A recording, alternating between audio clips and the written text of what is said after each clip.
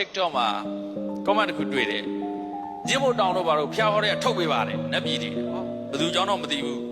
ဒီကနေ့ခေတ်ရှင်များတို့ဖျားဟောတွေကို revolution တော်လန်မဲ့ပုံကိုယ်တွေအများကြီးရှင်များတို့ကထီးထီးမီမပြောနိုင်ဘူးသူတို့ထက်ကြောပြီးမြင်အောင်ကြည့်မတတ်နိုင်ဘူးသိမထားနိုင်ဘူးဆိုရင်နောက်ကောက်ကြတယ်ပါလားတမ်းဝင်ဘောင်းဝင်စီဝိုင်းပြင်ပတ်ထုတ်ခံနောက်ကောက်ကြသွားမယ်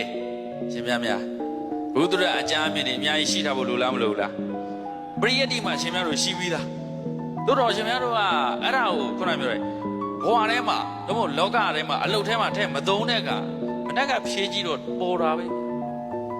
တီဗီသားတွေဆိုတာရှင်များတို့တီဗီသားတွေပါတပည့်တို့အသစ်သမ်းပေးတယ်မပါပါဘူးဒါပေမဲ့လက်တွေ့လေ့ကျင့်ခဲ့တာလက်တွေ့အလုတ်ထဲမှာထည့်ခဲ့လား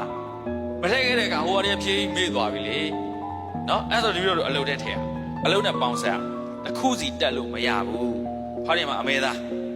ဟောဒီမှာခရမ်းကျင်ဒီကြက်သွန်မြူစီစာဟင်းကျုံမုတ်ဆိုတော့တစ်ခုစီဆိုရင်ကတစ်ခုစီအရသာမရှိဘူးလားတို့တော့အဲ့လိုဟင်းလို့ပြောလို့ရအဲ့ဒါလေးရောလိုက်ရင်တော့ဘာဖြစ်သွားဟင်းဖြစ်သွားမှလူရဝင်နေဟုတ်လားတော့တပည့်တော်တို့အရသာတစ်ခုပေါ်ဖို့လိုတယ်အရသာကြမ်းမှဘာဖြစ်လဲနော်တပည့်တော်တို့ခံစားလို့ရမှာပေါ့